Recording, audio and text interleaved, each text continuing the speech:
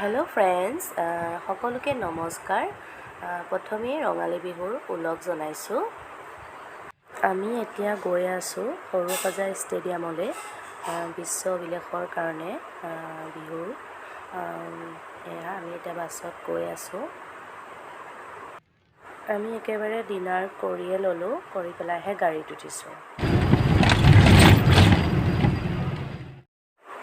এয়া এতিয়া আমি পাই গ'লোহি আমাৰ হোটেল ডিভাইন ভিউ। ডিভাইন ভিউত ৰাখিছে চবৰে বেলেগ বেলেগ, আৰু আমাৰখিনি পৰিছে ডিভাইন ভিউ। এয়া আমি এতিয়া ইয়াত পাই গ'লোহি।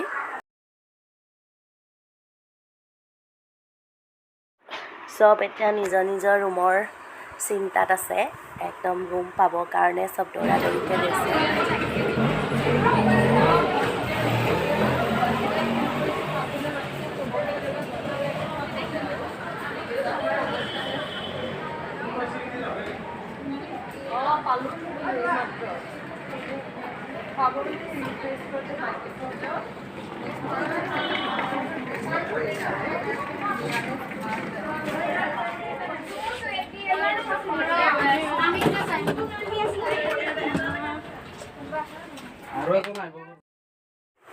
এইটো ৰুম মই পৰিছোঁ, ইয়াত দুজনী দিছে থাকিবলৈ।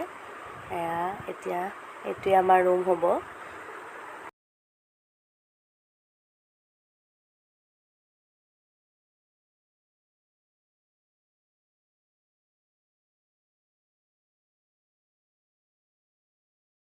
এজন বিশেষ ব্যক্তি, এইজনৰ নাম নল'লে আচলতে ভুল হ'ব, মোৰ হাজবেণ্ড হয়। তেওঁ যিমান কষ্ট কৰিছে, আচলতে তেওঁৰ কাৰণে মই ইমানখিনি সম্ভৱ হ'ল।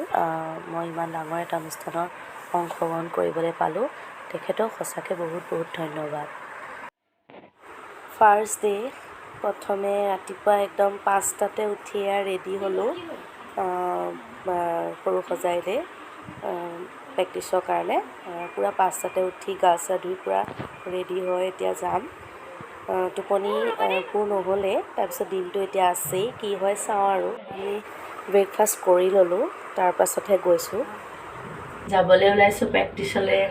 লিফ্টত উঠিছোঁ, লগতে আমাৰ টিকলিকো লৈ লৈছোঁ। তুমি ড্ৰেছ কৰি পেলাই আমাৰ লগত ওলাই যাবা দেই। নাচনী ৰেডি, নাচনী ৰেডি হৈছে। এয়া ৰেডি হৈছে, নাচিবলৈ প্ৰেক্টিছ আছে আজি সেইখিনি।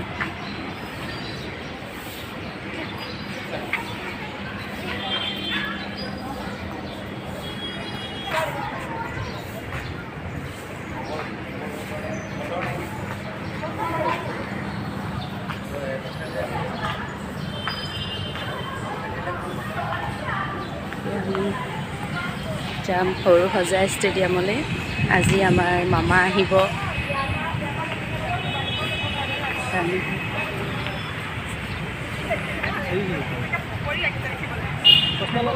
লৈছোঁ।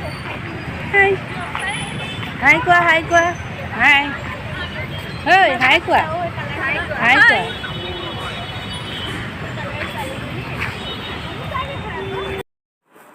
এটা মানে বহুত ভাল লাগিলে।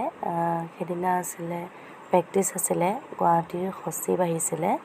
তো আমাৰ প্ৰেক্টিছ হৈ আছিলে। সেইদিনাখন কৈছিলে যে যিখিনি নাচিব নোৱাৰিব ভালকৈ, তেওঁলোকে আহি পেলাই কেঞ্চেল কৰিব। সেইকাৰণে বহুত ভয়ো লাগিছিল, কিন্তু ভয় লাগিছিল যদিও সেইদিনা আহিলে। আমি নাচি আছিলোঁ, নাচি থকাৰ পিছতে মোৰ পিছতেই মই নাচি থকাৰ পিছতেই ৰখি আছিলে, কাৰণ মই 3 নম্বৰ লাইনটোতে আছিলোঁ। তো মোৰ ভয় লাগিছিলে কি হ'ব, ৰিজেক্ট কৰিব বুলি। তাৰপিছতে দেখিলোঁ 3 নম্বৰ লাইনৰ পৰা মোৰ হাতত ধৰি ফাৰ্ষ্ট লাইনৰ 1 নম্বৰ দি দিলে। তাৰপিছতে মোক সেইদিনাখনেই ছিলেক্ট কৰি দিলে, আৰু মই গৈ পেলাই টপ 50ত পৰিলোঁগৈ গুৱাহাটীত গৈ।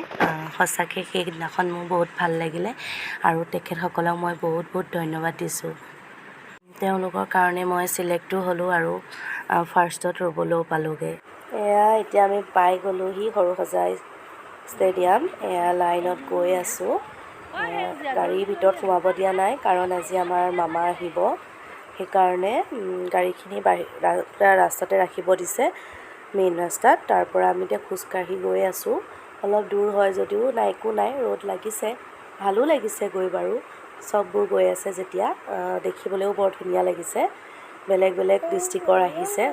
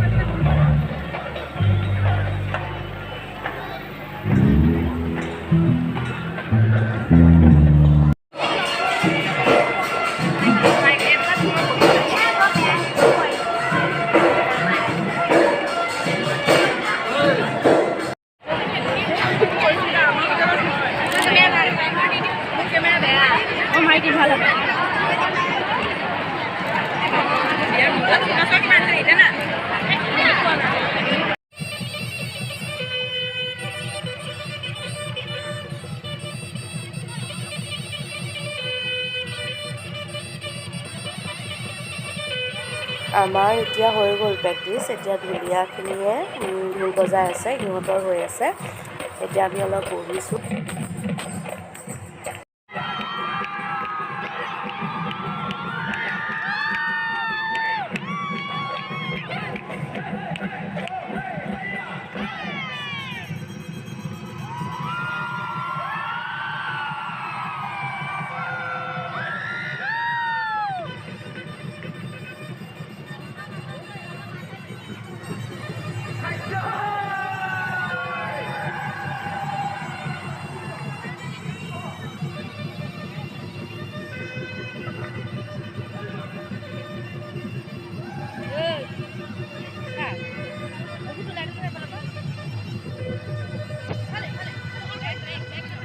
এনেকুৱা এটা অনুষ্ঠানত মানে অংশগ্ৰহণ কৰিবলৈ পাই মানে গৌৰৱ অনুভৱ কৰিছোঁ আৰু সঁচাই বহুত ভাল লাগিছে, মানে কি ক'ম আৰু বুজাব নোৱাৰা। আৰু এই চেগতে মই হিমন্ত বিশ্ব শৰ্মা ডাঙৰীয়া, তেখেতক মই বহুত বহুত ধন্যবাদ আৰু শ্ৰদ্ধা জনাইছোঁ। তেখেতৰ কাৰণে আচলতে ইমান এটা সুন্দৰ অনুষ্ঠানৰ অংশীদাৰ হ'বলৈ পালোঁ। আৰু চাগে এনেকুৱা এটা অনুষ্ঠান জীৱনত কেতিয়াও দেখাও নাছিলোঁ আৰু চাগে দেখিবলৈ নাপামো। কিন্তু এয়া চাগে ভিডিঅ'বোৰ আচলতে মই বেছিকৈ কৰিব নোৱাৰিলোঁ, কাৰণ আমাক মোবাইল নিব দিয়া নাছিল। তো যিখিনি পাৰিলোঁ সেইখিনিয়ে আপোনালোকক দেখাইছোঁ, মানে বিশেষ নোৱাৰিলোঁ। ইমান সুন্দৰ মুহূৰ্ত সঁচাকৈ কল্পনা কৰিব নোৱাৰা, ইমান ভাল লাগিছে নহয়, কি ক'ম আৰু। আমি অকল চিঞৰিয়ে থাকিলোঁ আৰু বুজাব নোৱাৰা মানে।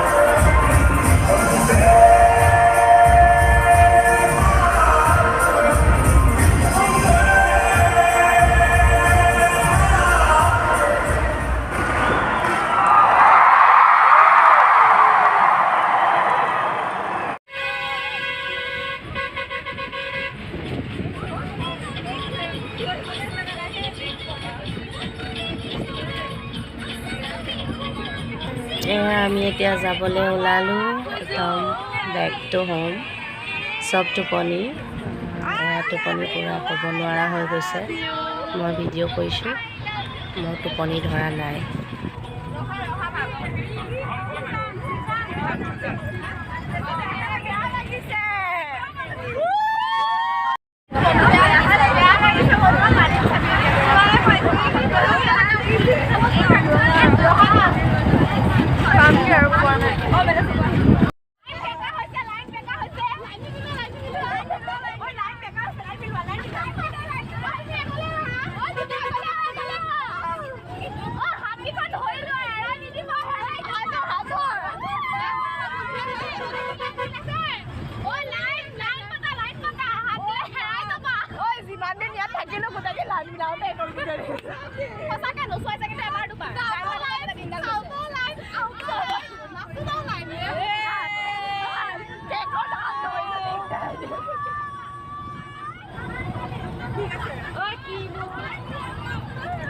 ভিডিঅ'টো চোৱাৰ কাৰণে ধন্যবাদ জনালোঁ।